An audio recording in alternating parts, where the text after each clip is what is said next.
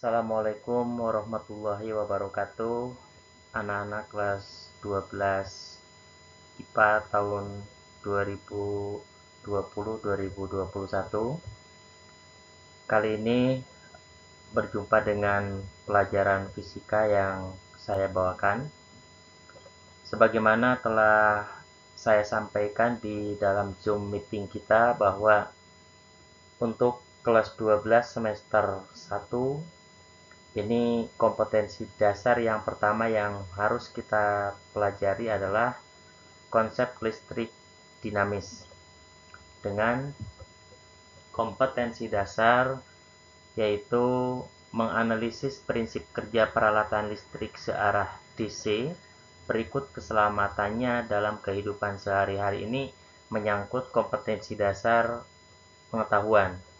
Kemudian kompetensi dasar yang menyangkut keterampilan adalah melakukan percobaan prinsip kerja rangkaian listrik arus searah dengan metode ilmiah berikut presentasi. Tapi untuk kompetensi dasar keterampilannya mungkin nanti akan saya berikan dalam bentuk penugasan. Baik, kita masuk ke materi kita.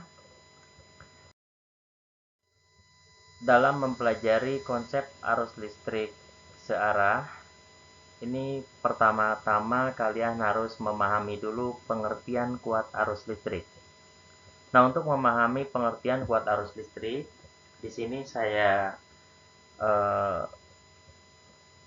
berikan rangkaian, di mana rangkaian itu terdiri dari sumber tegangan, baterai, kemudian nanti ini ada kabel penghubung, lalu ada lampu. Nah, di mana lampu ini berfungsi untuk mendeteksi ada atau tidak ada arus listrik yang mengalir di dalam rangkaian. Ketika rangkaian dibuat tertutup seperti ini, maka yang terjadi adalah akan timbul aliran arus listrik, di mana sebagaimana pengetahuan yang telah kalian dapatkan bahwa arus listrik selalu mengalir dari potensial tinggi ke potensial rendah. Itu perjalanan dari arus listrik. Nah, kenapa arus listrik ini terjadi? Ini I, ya. Kenapa arus listrik ini terjadi? Ini karena adanya aliran elektron. Nah, aliran elektronnya bagaimana? Aliran elektronnya mengalir dari potensial rendah ke potensial tinggi. Jadi, penyebab terjadinya arus listrik di sini adalah karena adanya aliran elektron. Nah, aliran elektron ini tentu selalu berlawanan arah dengan arah arus listrik, sehingga dengan demikian kuat arus listrik yang mengalir dalam suatu rangkaian dapat didefinisikan sebagai banyaknya muatan listrik yang mengalir setiap saat, atau kalau dibuat formulasinya, rumusnya adalah I sama dengan Q per T, di mana Q ini adalah banyaknya muatan listrik. Maka untuk menghitung berapa banyaknya muatan listrik yang mengalir dalam suatu rangkaian ketika terjadi arus listrik dalam selang waktu tertentu, maka jumlah kuat arus listrik dihitung dengan N sama dengan Q per E, di mana E-nya adalah muatan elektron yang besarnya 1,6 kali 10 pangkat min 19 kolom. Nah, itu pengertian kuat arus listrik. Kemudian kita akan mempelajari hukum Ohm dan hambatan listrik. Untuk memberikan ilustrasi bagaimana percobaan hukum Ohm dilakukan, maka di sini saya berikan sebuah gambaran. Ini adalah sebuah foto yang saya dapatkan ketika melakukan percobaan di dalam laboratorium. Maka peralatan yang dibutuhkan adalah satu power supply. Ini berfungsi untuk mengubah arus listrik AC menjadi DC. Kemudian di sini ada sebuah hambatan listrik R, ini yang akan kita cari nilainya. Kemudian di sini ada dua multimeter. Yang satu saya fungsikan sebagai voltmeter, ya ini. Kemudian multimeter yang kedua saya fungsikan sebagai ampermeter untuk mengukur kuat arus listrik. Nah, ketika rangkaian dibuat tertutup, maka terjadilah aliran arus listrik yang disuplai oleh power supply, kemudian masuk ke ampermeter, dari ampermeter masuk ke voltmeter, kemudian dari voltmeter dikembalikan lagi ke power supply. Ini kalau saya gambarkan di sini, kira-kira seperti ini perjalanan arus listriknya, kayak gini. Kemudian multimeter yang kedua yang berfungsi sebagai voltmeter, saya pasang paralel terhadap hambatan listrik, terhadap resistor. Nah, ini pemasangan voltmeter. Nah, maka ketika kuat arus listrik di dalam rangkaian diubah-ubah, biasanya untuk mengubahnya itu di dalam rangkaian di sini dipasang hambatan geser atau yang disebut dengan rheostat, RSH, rheostat, ya. Nah, ini fungsi dari rheostat ini adalah untuk mengubah-ubah kuat arus listrik yang mengalir dalam rangkaian. Tujuannya apa? Ketika rheostat dibuat sangat besar, maka kuat arus yang mengalir di dalam rangkaian tentu kecil. Nah, bagaimana dampak dari kuat arus yang mengalir dalam rangkaian terhadap tegangan pada ujung-ujung resistor? Ini akan dibaca oleh voltmeter. Ketika kuat arusnya kecil, maka voltmeter juga menunjukkan angka yang kecil. Lalu ketika rheostat diubah sehingga kuat arus listriknya meningkat, yang terjadi pada voltmeter juga hasil bacaannya menjadi lebih besar. Sehingga kalau dibuatkan grafik, ya, antara tegangan pada ujung-ujung resistor dengan kuat arus listrik dapat digambarkan sebagai berikut. Ini grafiknya. Setiap terjadi kenaikan kuat arus listrik di dalam rangkaian, maka akan terjadi kenaikan beda potensial listrik pada ujung-ujung resistor. Kalau digambarkan dalam grafik, kira-kira grafiknya seperti ini. Nah, kemiringan garis ini tidak lain adalah merupakan nilai hambatan resistor yang kita cari. Sehingga dengan demikian, hukum Ohm dapat disimpulkan bahwa di dalam suatu rangkaian tertutup, kuat arus yang mengalir melalui suatu penghantar ini besarnya sebanding dengan beda potensial listrik antar ujung-ujung penghantar, asal suhu penghantar tidak berubah. Artinya, sepanjang suhunya dibuat konstan, maka akan terjadi kesebandingan antara kenaikan kuat arus listrik dengan kenaikan beda potensial listrik pada ujung-ujung penghantar. Sehingga kalau dirumuskan, ini seperti yang sudah kalian kenal di SMP, maka kuat arus dirumuskan dengan I sama dengan V per R. Satu hal yang perlu kalian catat, di sini nilai R selalu konstan. Artinya, nilainya itu tidak terpengaruh oleh kuat arus listrik ataupun beda potensial listrik. Jadi, kalau beda potensial listrik naik, maka kuat arus listrik juga naik. Ketika beda potensial listrik turun, maka kuat arus listrik juga turun. Sehingga kalau nanti suatu saat ada pernyataan misalkan hambatan sebuah penghantar mula-mula bernilai R. Jika kedua ujung penghantar beda potensial listriknya dinaikkan menjadi 2 kali, maka nilai hambatan resistor menjadi tentu tidak menjadi 2 kali, tetapi tetap R. Karena apa? Karena ketika tegangannya dinaikkan 2 kali, maka kuat arus listrik yang mengalir menjadi 2 kali, sehingga perbandingannya selalu konstan, ya. Nah, itu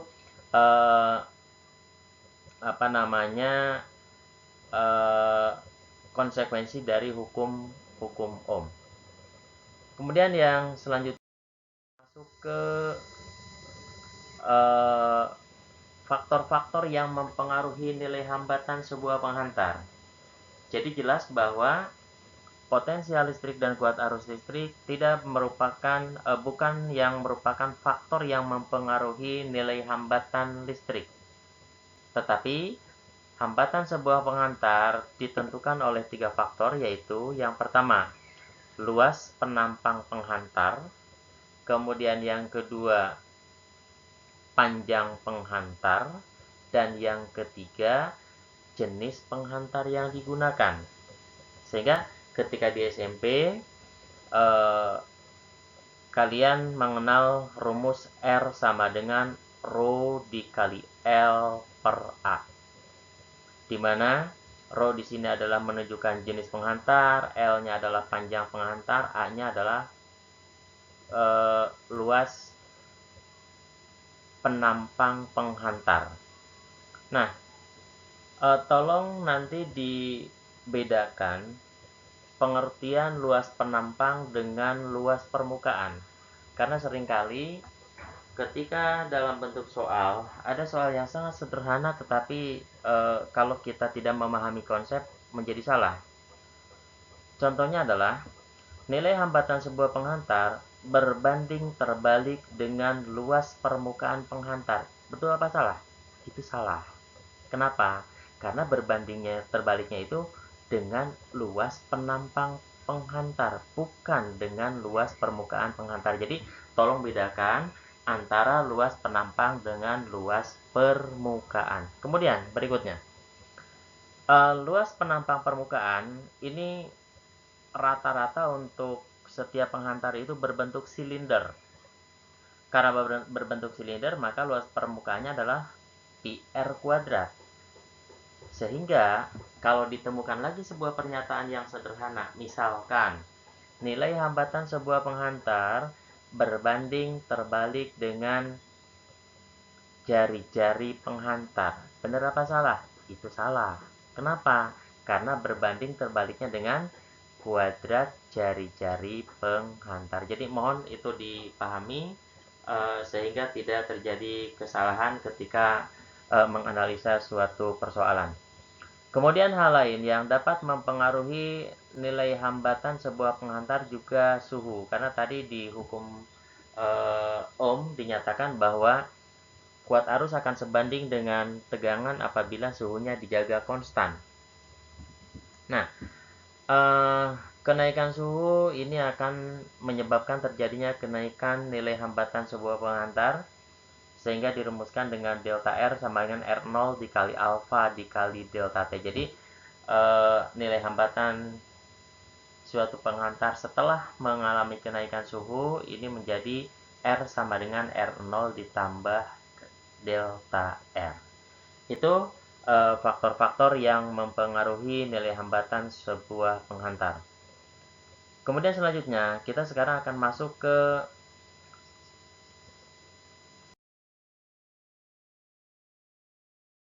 contoh soal dulu. Ya, contoh soal dulu. Nah, di sini saya berikan sebuah contoh soal. Sebuah penghantar hambatannya 12 ohm. Berapa besar hambatan penghantar lain yang jenis dan beratnya sama, sedangkan jari-jarinya 2 kali kawat pertama? Nah, bila ada soal seperti ini tidak semudah yang kalian bayangkan, karena kalian hanya membayangkan dari bentuk soal itu adalah beratnya sama, jenisnya sama, kemudian jari-jarinya dijadikan 2 kali semula. Tidak sesederhana itu. Mari kita lihat. Untuk solusinya, pertama, diketahui dulu tentu R1-nya 12 ohm, R2-nya 2 kali R1. Kemudian ada catatan. Berat penghantar pertama sama dengan berat penghantar kedua. Ini yang menjadi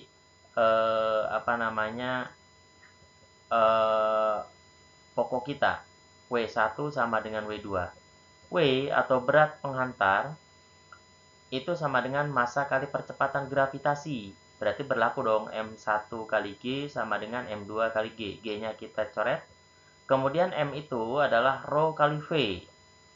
Massa itu adalah massa jenis dikali volume. Maka berlaku rho kali V1 sama dengan rho kali V2. Rho-nya coret, karena jenisnya sama. Tinggal V1 sama dengan V2. V, volume penghantar. Nah, bila penghantar memiliki luas penampang A, kemudian panjangnya L, maka tentu volumenya adalah A kali L. Sehingga berlaku A1 kali L1 sama dengan A2 kali L2. Lalu, kita pecah lagi, A-nya menjadi PR kuadrat, sehingga berubah menjadi ini. P-nya kita coret, kemudian kita substitusikan 2R1 ke dalam R2, maka kita dapatkan L1 sama dengan 4 kali L2. Nah, ini dari beratnya sama. Kemudian, baru setelah ini masuk ke konteks perbandingan hambatan. Kita buat rumusnya R1 berbanding R2 sama dengan rho L1 per A1 berbanding rho L2 per A2. Lalu kita pecah semuanya, kita uraikan semua. A-nya menjadi PR kuadrat. Tapi nanti kalau yang diketahui diameter tentu seperempat pi d kuadrat. Kemudian nanti kita substitusikan. Setelah kita substitusikan, dapat nanti R1 berbanding R2. Ini sama dengan 16 berbanding 1. Nah, kalau sudah dapat ini, maka R2 bisa dihitung menjadi 0,75 ohm. Nah, itu untuk contoh soal yang pertama, berkaitan dengan perbandingan penghantar listrik. Oke, tolong direnungkan, mudah-mudahan ini bisa dipahami. Kemudian, saya akan masuk ke materi tentang hukum Kirchhoff 1 dan susunan hambatan listrik. Nah, untuk hukum Kirchhoff 1 ini adalah hal yang paling sederhana, di SMP juga sudah pernah kalian kenal, di mana dalam hukum Kirchhoff 1 itu dikatakan dalam sebuah titik percabangan maka besar kuat arus yang masuk sama dengan besar kuat arus yang keluar. Nah, ini sangat sederhana. Boleh saya lewat. Lalu berikutnya adalah susunan resistor. Nah, seperti yang kalian tahu di SMP bahwa resistor dapat disusun menjadi dua susunan dasar, yaitu susunan seri dan susunan paralel. Nah, susunan seri dapat saya gambarkan seperti ini. R1, R2, R3 dihubungkan dengan sumber tegangan V sehingga mengalir kuat arus listrik I. Maka, prinsip yang berlaku pada susunan seri adalah sebagai berikut. Yang pertama, kuat arus listrik pada tiap-tiap resistor sama dengan kuat arus listrik yang mengalir dalam rangkaian. Sehingga I1 sama dengan I2 sama dengan I3 sama dengan I total. Kemudian, prinsip yang kedua adalah jumlah tegangan pada tiap-tiap resistor, jumlah tegangan dari tiap-tiap resistor ini sama dengan jumlah tegangan pada sumber yang digunakan. Jadi, V, nih, tegangan sumber V ini sama dengan V1 ditambah V2 ditambah V3. Nah, dari kedua prinsip di atas, maka dapat kita buat perbandingan tegangan V1 berbanding V2 berbanding V3 dan seterusnya. Ini sebanding dengan perbandingan R1 berbanding R2 berbanding R3 dan seterusnya. Kemudian, dari prinsip tersebut, maka kita bisa menghitung hambatan total untuk beberapa resistor yang disusun secara seri adalah R total sama dengan R1 tambah R2 tambah R3. Boleh nanti kalian buktikan dari kombinasi antara prinsip 1 dan prinsip yang kedua. Nanti akan kalian dapatkan hambatan total seperti itu. Kemudian yang paralel. Susunan paralel bentuknya seperti ini. Jadi ketika sumber tegangan mensuplai kuat arus listrik I, maka kuat arus listrik ini akan didistribusikan menjadi I1, I2, I3 pada tiap-tiap cabang. Nah, satu hal yang perlu kalian ketahui, ini prinsipnya sama seperti susunan seri. Paralel pun memiliki beberapa prinsip, yaitu yang pertama, tegangan pada tiap-tiap resistor sama dengan tegangan sumber. Jadi, tegangan di R1, tegangan di R2, tegangan di R3 sama dengan tegangan sumber. Dengan catatan ini paralel murni. Tapi kalau di sini ada lagi di tempat lain ada lagi resistor lain, ini tentu prinsip satu tidak berlaku lagi. Lalu yang kedua, jumlah kuat arus pada tiap-tiap cabang ini sama dengan kuat arus total rangkaian, sehingga I sama dengan I1 tambah I2 tambah I3. Maka dengan menggabungkan prinsip ini berlaku bahwa untuk susunan paralel berfungsi sebagai pembagi kuat arus dengan perbandingan I1 banding I2 banding I3 sama dengan 1/R1 berbanding 1/R2 berbanding 1/R3 dan seterusnya. Sehingga dengan demikian hambatan totalnya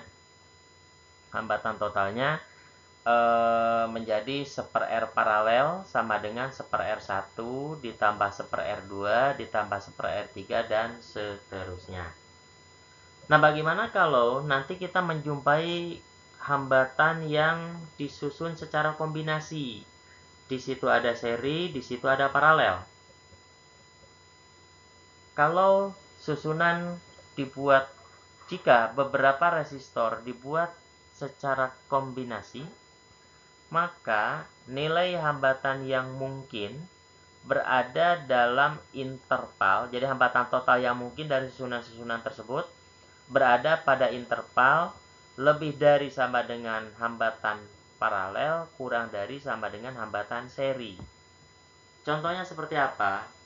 Contohnya, misalkan kita memiliki 3 buah resistor, masing-masing 3 ohm. Nah, kalau kita punya 3 resistor dengan masing-masing 3 ohm, maka hambatan total paralelnya kan 1 ohm. Betul apa enggak? Silakan dihitung sendiri. Dan hambatan totalnya 9 ohm.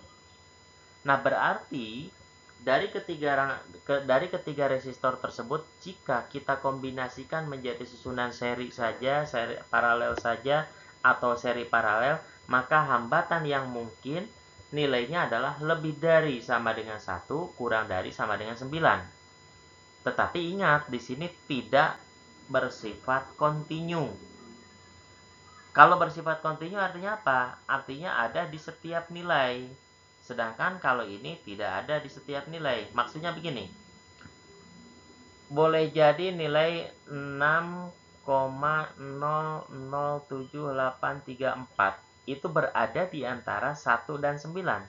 Tapi apakah nilai tadi bisa menunjukkan nilai hambatan total dari kombinasi ketiga resistor? Belum tentu, karena hanya 3. Kecuali kalau jumlahnya sangat banyak, baru mungkin bisa mendapatkan angka seperti itu. Maka di sini berlaku prinsip tidak kontinu. Itu untuk susunan seri dan paralel. Baik, untuk selanjutnya, sekarang bagaimana menyederhanakan rangkaian jika tidak bisa diselesaikan secara seri atau paralel. Maka yang dapat kita lakukan adalah mencari cara lain untuk menghitung atau menentukan hambatan total dari beberapa rangkaian resistor yang dipasang secara kompleks. Ada 2 hal yang ingin saya perkenalkan. Yang pertama adalah prinsip jembatan Wheatstone, ya, di mana prinsip jembatan Wheatstone ini dapat digunakan apabila kita menjumpai sebuah rangkaian seperti ini. Ini ada ada R1 misalkan, kemudian R4, kemudian R3, R5, R2. Ini kelima-limanya kita sulit mengatakan mana yang seri dengan siapa, paralel dengan siapa. Ini sulit. Nah, maka untuk bentuk rangkaian seperti ini dapat kita selesaikan dengan prinsip jembatan Wheatstone. Caranya adalah kalian perhatikan resistor-resistor yang letaknya saling bersilangan. Di sini R1 bersilangan dengan R5, kemudian R2 bersilangan dengan R4. Nah, jika hasil kali silang hambatan-hambatan yang bersilangan itu nilainya sama, maka kuat arus yang melewati hambatan R3 itu sama dengan 0. Artinya apa? Artinya R3 jadi tidak berfungsi. Karena tidak berfungsi, maka rangkaiannya berubah menjadi ini. Nah, kalau rangkaiannya sudah seperti ini, saya yakin kalian sudah sangat paham. Tinggal R1 dengan R4 seri, kemudian R2 dengan R5 seri, hasilnya diparalelkan. Nah, itu untuk prinsip jembatan Wheatstone yang pertama, sehingga kalau ini sudah dapat, hambatan total bisa dicari. Lalu bentuk yang kedua seperti ini. Di sini ada dua buah hambatan R1 dan R2, kemudian ujung-ujungnya dihubungkan pada konduktor AC. Lalu di sini dipasang galvanometer. Nah, galvanometer itu apa? Galvanometer itu adalah sebuah alat yang fungsinya untuk mendeteksi keberadaan arus listrik. Jadi, galvanometer itu bukan alat ukur, tetapi dia adalah alat pendeteksi arus listrik. Kalau terjadi arus listrik, maka jarum galvanometer akan menyimpang. Bisa ke kiri, bisa ke kanan, tergantung arah arusnya dari mana. Nah, jika gambar seperti ini kita buat, lalu galvanometer kita setting sedemikian sehingga menunjukkan angka 0, maka kalau galvanometernya menunjukkan angka 0, ini artinya berlaku prinsip jembatan Wheatstone, yaitu hasil kali hambatan-hambatan yang bersilangan itu bernilai sama. Nah, maka ini berarti akan berlaku R1 kali LBC sama dengan R2 kali LAB. Pertanyaannya, Pak, kok kenapa itu perkaliannya dengan panjang penghantar? Kan harusnya perkalian dengan antar resistor. Oke, kita ingat tadi bahwa setiap resistor yang memiliki panjang L akan mempunyai hambatan sebesar R sama dengan Rho dikali L per A. Jadi dalam hal ini R sebanding dengan panjang penghantar. Jadi bisa berlaku R1 kali LBC sama dengan R2 kali LAB. Nah, ini untuk prinsip jembatan Wheatstone. Kemudian pertanyaannya, Pak, bagaimana kalau kita memiliki rangkaian seperti ini, di mana hasil kali silang antara hambatan-hambatan yang bersilangan ini nilainya tidak sama. Kalau sama tadi kan diselesaikan dengan jembatan Wheatstone. Kalau tidak sama, maka kita selesaikan dengan prinsip delta star. Nah, prinsip delta star seperti apa? Ada beberapa langkah yang perlu kita lakukan dulu. Yang pertama, kita ubah dulu bentuknya dari gambar yang pertama, bentuk rangkaiannya menjadi ini. Setuju seperti itu? Ya. Ini sama, masih sama banget, cuman bentuknya saja saya tarik di ujung A dan ujung D sehingga jadi seperti layang-layang. Lalu setelah itu, di sini kita memiliki dua segitiga. Memiliki dua buah segitiga. Ada di sebelah kiri satu segitiga dan di sebelah kanan satu segitiga. Lalu kita sisipkan sekarang segitiga tambahan untuk mereduksi atau untuk mengeliminasi salah satu segitiga. Kita sisipkan. Di sini saya sisipkan sebuah segitiga, di mana segitiganya itu terdiri dari 3 buah hambatan, yaitu Rx, Ry, dan Rz. Di mana Rx, Ry, dan Rz di sini gunanya untuk menghilangkan R1, R2, dan R3. Sehingga bentuknya menjadi ini. Nah, kalau bentuknya sudah seperti yang ketiga, kalian bisa menghitung hambatan totalnya? Tentu bisa. Karena apa? Tinggal Ry dengan R4 seri, kemudian Rz dengan R5 seri, hasilnya diparalelkan, terakhir diserikan dengan Rx. Itu bisa. Nah, persoalannya adalah bagaimana menentukan Rx, Ry, dan Rz? Kita lihat. Rx ini diapit oleh R1, R2, dan dikelilingi oleh R1, R2, R3. Maka Rx dapat dihitung, Rx sama dengan R1 dikali R2 yang mengapitnya, dibagi dengan hambatan kelilingnya, R1 tambah R2 tambah R3. Kemudian Ry, Y dikelilingi oleh siapa? Dikelilingi oleh R1 dan R3. Maka Ry sama dengan R1 kali R3 dibagi R1 tambah R2 tambah R3. Kemudian Rz dikelilingi oleh siapa? Diapit oleh siapa? Diapit oleh R2 dan R3. Maka Rz sama dengan R2 dikali R3 dibagi R1 tambah R2 tambah R3. Nah, pertanyaan kalian mungkin muncul, Pak, boleh nggak kita membuat segitiganya, menyisipkan segitiganya di sebelah kanan? Di sebelah kanan, di sini. Boleh nggak? Tidak boleh. Kenapa? Patokannya harus kita ambil di manakah arus listrik masuk.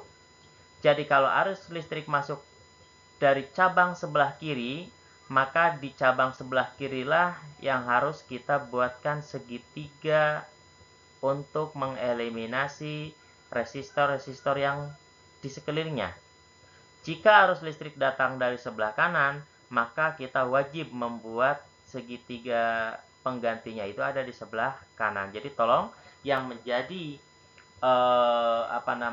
patokannya untuk gimana kita membuat segitiga pengganti harus berada di rangkaian di mana kuat arus masuk ke dalam rangkaian itu. Tolong dicatat itu, ya. Nah, ini untuk penyederhanaan rangkaian dengan menggunakan delta star. Mudah-mudahan ini bisa kalian pahami. Berikutnya saya coba sajikan beberapa contoh soal terkait dengan ini. Oke, contoh soal yang kedua. Ini terkait dengan seri paralel. Perhatikan rangkaian berikut. Di sini ada 1, 2, 3, 4, 5, 6, 7. Ada 7 resistor dipasang secara kombinasi seri dan paralel. Pertanyaannya, jika PEKI ditutup dengan potensial listrik 120 volt, tentukan A. Hambatan total, B. Kuat arus dalam rangkaian, C. Beda potensial listrik AB. Nah, ini saya akan mencoba bagaimana menggunakan prinsip-prinsip yang berlaku pada susunan seri dan paralel. Maka solusinya dapat saya berikan seperti ini. Perhatikan di sini. Saya beri nama di situ R1, R2, kemudian R3, R4, R5, R6, dan R7. Pertama, kita awali dulu dari sini. Ini R5 dengan R6 seri. Jumlahkan. Kemudian nanti paralelkan dengan R4. Lalu hasilnya serikan dengan R2. Perhatikan, serikan dengan R2. Setelah diserikan dengan R2, lalu paralelkan dengan R3. Paralelkan dengan R3. Lalu setelah diparalelkan dengan R3, kemudian serikan dengan R1 dan R7. Dan ini merupakan hambatan total, sehingga dari perhitungan saya dapatkan hambatan totalnya adalah 75 ohm. Dapat itu. Kemudian pertanyaan B. Hitung kuat arus dalam rangkaian. Untuk kuat arus tentu kita gunakan hukum Ohm. Tinggal I sama dengan V per R, maka kita dapatkan kuat arusnya adalah 1,6 ampere. Lalu pertanyaan yang ketiga adalah berapa beda potensial listrik VAB? VAB. Untuk menghitung beda potensial listrik VAB, ini tolong patokannya gambar yang ada di sini di jawaban saya, AB, ya. Untuk VAB tinggal kita gunakan prinsip seri. Jadi ini anggap saja ini menjadi sebuah hambatan total.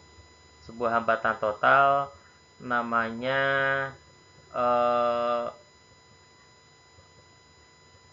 bukan hambatan total ya. Tegangan di sini saya beri nama VAB. Kemudian tegangan pada hambatan 50 ohm saya beri nama V1. Sedangkan tegangan pada hambatan 15 ohm saya beri nama V7. Sehingga ini V1, VAB, dan V7 posisinya menjadi seri. Nah, dalam seri kita tahu bahwa tegangan total sama dengan jumlah tegangan pada tiap-tiap titik. Berarti V sama dengan V1 ditambah VAB ditambah V7. Nah, V totalnya berapa? V totalnya 120. V totalnya 120. Ini sama dengan I dikali R1 untuk V1, kemudian VAB untuk yang dicari, kemudian I kali R7 untuk V7. Kita masukin angka, maka kita dapatkan VAB sebesar 16 volt. Ya, ini untuk contoh soal yang kedua. Kemudian contoh soal. Baik, untuk contoh soal nomor 3, di sini soal berkaitan dengan penyelesaian soal yang menggunakan prinsip jembatan Wheatstone. Gambar berikut adalah rangkaian jembatan Wheatstone dengan panjang kawat AB homogen 1 meter. Ketika kontak C digeser sedemikian sehingga jarak CB 60 cm, maka jembatan seimbang ditunjukkan dengan galvanometer yang menunjukkan angka 0. Nah, sampai sini kita jawab dulu. Berdasarkan prinsip jembatan Wheatstone, maka hasil kali hambatan-hambatan yang bersilangan dengan panjang penghantar itu harus sama nilainya. Jadi di sini X kali 60 ini harus sama dengan Y kali 40, sehingga didapatkan Y sama dengan 3X per 2. Setelah itu baru kita lanjutkan ke soal. Jika pada X disisipkan seri hambatan 10 ohm, nih, pada X disisipkan seri hambatan 10 ohm,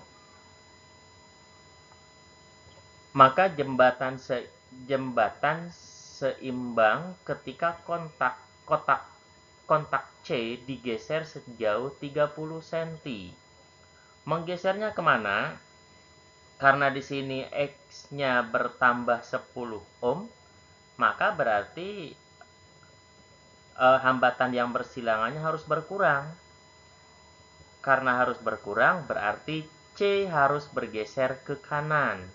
Maka posisinya menjadi X plus 10 bersilangan dengan 30 cm dan Y bersilangan dengan 70 cm. Lalu kita gunakan kembali prinsip jembatan Wheatstone. Maka berlaku ini X ditambah 10 dikali 30 sama dengan Y kali 70. Lalu kita kalikan sedemikian sehingga akhirnya kita akan dapatkan nilai X sebesar berapa? Sebesar 4 ohm. Saya kira ini perhitungannya bisa dianalisis sendiri, tidak usah disebutkan satu persatu tiap langkahnya.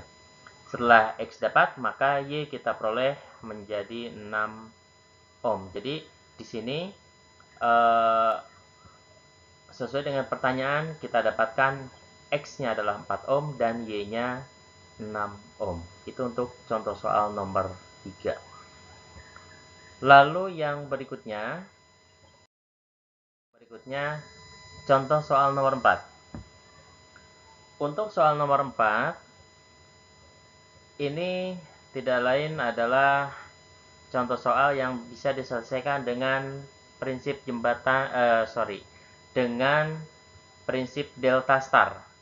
Ini kalau tidak salah adalah soal SBMPTN tahun 2015 kalau tidak salah. Perhatikan rangkaian berikut. Pada rangkaian listrik seperti gambar, maka tentukan kuat arus yang mengalir dalam rangkaian. Jadi sederhana sekali sebenarnya soal yang disampaikan, tetapi kalau tekniknya kita tidak bisa juga sulit untuk bisa dikerjakan. Maka yang pertama kita rubah dulu bentuknya. Coba diperhatikan dari soal saya ubah ke sini. Nih. Ini tolong diamati perubahannya dan ini tidak terlalu sulit. Lalu sesuai dengan prinsip kita bahwa kalau kutub positifnya ada di sini, maka arus listrik kan akan bergerak searah dengan perputaran jarum jam. Berarti arus listrik akan memasuki daerah segitiga yang ada di atas. Maka di segitiga inilah kita buatkan rangkaian pengganti untuk mengeliminasi hambatan 6 ohm dan hambatan 6 ohm yang ada di sebelah kiri dan hambatan 6 ohm yang ada di tengah. Sehingga bentuknya menjadi ini. Yang ketiga. Nah, kalau bentuknya sudah sama seperti ini, saya kira sudah tidak sulit lagi. Nah, dengan menyisipkan segitiga X, Y, Z, kita peroleh berdasarkan perhitungan X-nya menjadi 0, silahkan dipikirkan sendiri, kemudian Y-nya 3 ohm, kemudian Z-nya juga 0. Ya. Lalu kita masukkan ke sini, maka kita dapatkan hambatan totalnya tinggal Y dengan 3 ya seri. Jadi hambatan totalnya kemudian nanti diparalelkan dengan 9 sehingga hambatan totalnya menjadi 18/5 ohm. 18/5 ohm. Nah, karena pertanyaannya berapa kuat arus yang mengalir dalam rangkaian, kita tinggal gunakan hukum Ohm. I sama dengan V per R total. V-nya adalah 6 volt, kemudian R totalnya 18/5, sehingga kuat arus yang mengalir dalam rangkaian sebesar berapa? Sebesar 5/3 ampere. Ini penggunaan prinsip delta star dalam menyelesaikan rangkaian yang cukup kompleks. Mudah-mudahan ini bisa kalian pahami. Oke, ini contoh soal yang keempat. Kemudian untuk selanjutnya saya sampaikan materi lain, yaitu tentang pengenalan alat-alat ukur listrik. Nah, alat-alat ukur listrik yang dimaksudkan di sini adalah alat ukur tegangan dan kuat arus. Sehingga yang akan saya berikan adalah voltmeter dan ampermeter. Nah, ini gambar dari voltmeter analog, karena kita dalam teori pembelajaran arus listrik searah di sini lebih banyak mempelajari alat-alat listrik yang analog. Kalau yang digital itu tinggal dipasang kemudian angka terbaca dengan tepat. Kemudian yang pertama kita pahami dulu pemasangan voltmeter. Di sini tampak bahwa voltmeter ini selalu dipasang paralel terhadap komponen listrik yang ingin kita ukur tegangannya. Ya. Kemudian yang kedua, bagaimana cara membacanya? Untuk cara membacanya, mungkin masih ingat, ini ada skala yang ditunjuk. Nih. Ini menunjukkan angka berapa di situ? Angka 5. Kemudian ada skala maksimum.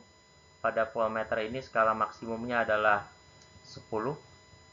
Kemudian batas ukur yang digunakan, nanti tinggal kita lihat, misalnya nolnya tetap, lalu dipasang pada batas ukur 12 volt. Berarti batas ukur yang kita pakai adalah 12 volt. Maka nilai hambatan yang ditunjuk ini dirumuskan dengan nilai yang ditunjuk skala dibagi skala maksimum dikali batas ukur, sehingga dari gambar ini dapat kita peroleh nilai V-nya adalah 2/10 dikali batas ukurnya adalah 12, maka hasilnya adalah 2,4 volt. Ini cara membaca voltmeter. Sekarang bagaimana cara merancang sebuah voltmeter? Sebuah voltmeter ini dapat dirancang dengan cara memodifikasi galvanometer, yaitu dengan cara memasang hambatan seri dengan galvanometer. Dapat saya gambarkan seperti ini.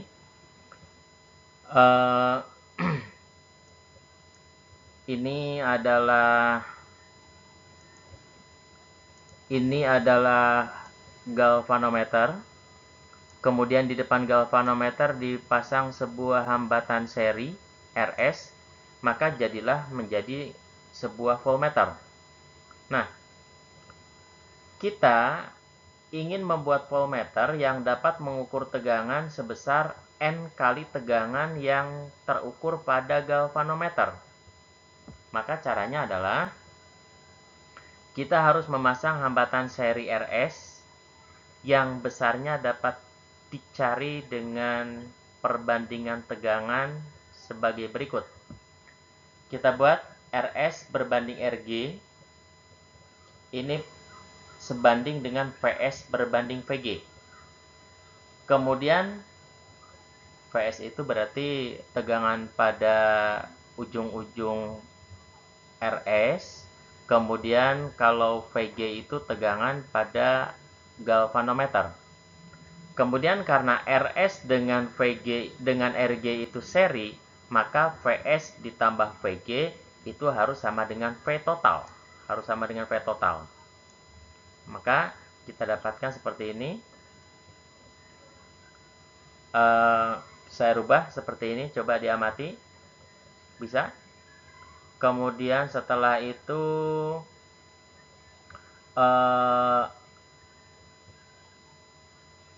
VS-nya saya ganti dengan V min VG dari sini.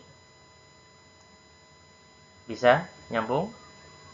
Kemudian setelah itu V-nya, karena saya menginginkan N kali VG, saya ganti dari sini. Saya ganti dari sini VG-nya nih. Saya ganti dari situ, sehingga menjadi bentuknya seperti ini. Lalu ada 3 VG ada di tiap ruas, atau dapat saya keluarkan VG-nya sehingga menjadi RS sama dengan N-1 dikali dengan RG. Itu nilai hambatan seri yang diperlukan agar sebuah galvanometer dapat berubah fungsi menjadi sebuah voltmeter. Kemudian yang kedua, ukur yang kedua adalah ampermeter. Nah, ampermeter fungsinya adalah untuk mengukur kuat arus listrik. Bentuknya seperti ini yang analog. Kemudian cara pemasangannya dibuat seri seperti ini. Kemudian cara pembacaannya juga mirip atau sama dengan voltmeter. Tinggal skala yang ditunjuk dibagi skala maksimum dikali dengan batas ukur. Nah, kalau contoh saya di sini skalanya menunjukkan angka 30, kemudian skala maksimumnya 60, lalu batas ukur yang digunakannya adalah 3 ampere. Maka hasilnya adalah I sama dengan 30 dibagi 60 dikali dengan 3 ampere, sehingga hasilnya menjadi 1,5 ampere. Saya pikir ini tidak sulit buat kalian untuk membaca alat ukur. Baik, untuk selanjutnya, bagaimana kita merancang sebuah ampermeter dari sebuah galvanometer. Pada prinsipnya ini sama dengan merancang sebuah voltmeter, tetapi di sini hambatan yang dibutuhkan harus dipasang paralel terhadap galvanometer dan bernilai kecil. Beda dengan voltmeter. Kalau voltmeter harus bernilai besar. Skemanya seperti ini. Ini ada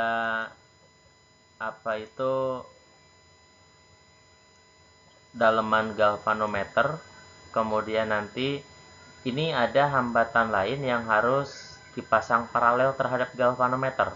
Fungsi dari hambatan ini adalah mengalihkan kuat arus listrik agar yang melewati galvanometer ini sekecil mungkin. Sehingga kalau ini kecil nilainya, kita bisa merancang sebuah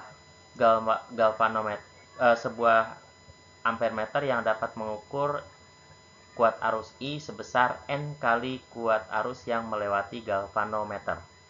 Caranya, kita buatkan prinsip pembagian kuat arus pada rangkaian. Di sini ISH berbanding IG sama dengan 1/RSH berbanding 1/RG. Di mana nanti ISH ditambah IG itu sama dengan I total, sama dengan kuat arus yang masuk.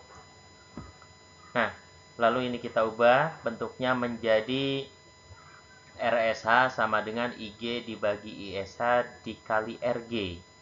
Saya kira ini paham. Lalu di sini ISH-nya kita ganti yaitu dieliminasi dari sini. Ya. Dimana kalau dari sini berarti ISH sama dengan I kurang IG. Maka bentuknya menjadi seperti ini. Boleh? Sudah dipahami?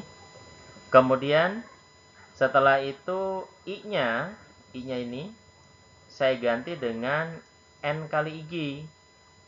Bentuknya menjadi seperti ini, maka IG-nya dapat kita coret sehingga resistor shunt RSH yang dipasang paralel terhadap galvanometer nilainya sebesar RG dibagi N-1.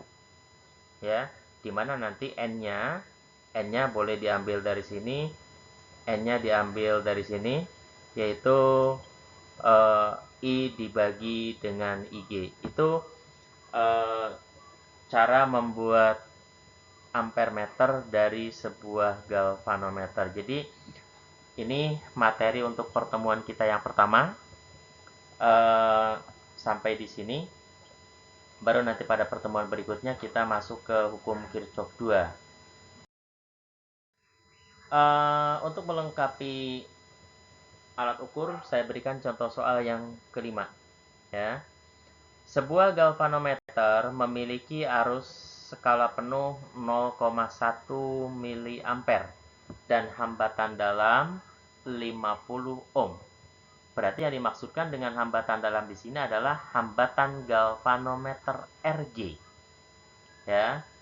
Kemudian kalau kuat arus skala penuh 0,1 mA itu adalah kuat arus pada galvanometer. Lalu pertanyaannya, tentukan hambatan yang harus dipasang seri dengan kumparan galvanometer untuk menghasilkan sebuah voltmeter yang memiliki tegangan skala penuh 500 mV. Kita lihat solusinya. Diketahui IG-nya 0,1 mA, Rg-nya 50 ohm, kemudian Vg-nya adalah IG kali Rg, jadi 5 mV. Kemudian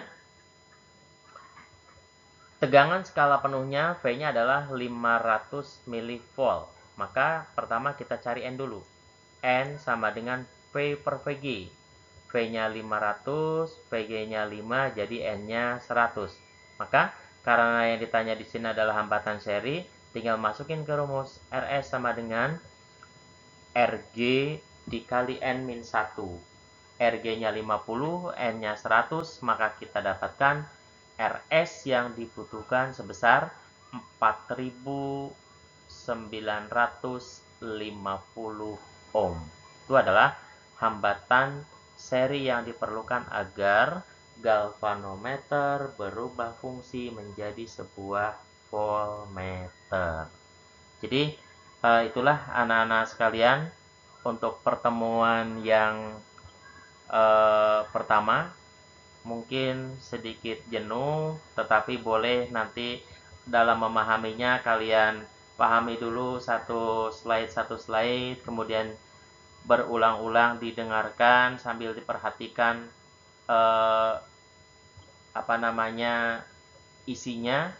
Kemudian nanti segala hal yang terkait dengan materi pertemuan pertama, kalau ada hal yang dipertanyakan, boleh silakan bertanya melalui media-media yang kita punya, baik nanti melalui WhatsApp, Line, ataupun pada saat kita bertemu di dalam Zoom meeting. Karena kalau menjelaskan materi ini melalui Zoom meeting, itu rasanya jauh lebih rileks kalau saya menyampaikannya dengan rekaman seperti ini. Mungkin itu saja anak-anak sekalian. Nanti setelah ini saya akan berikan handout berikut soal-soal latihannya, tolong dikerjakan, dan hanya dengan cara ini kalian bisa memahami materi yang saya sampaikan di masa pembelajaran jarak jauh seperti ini. Terima kasih. Assalamualaikum warahmatullahi wabarakatuh.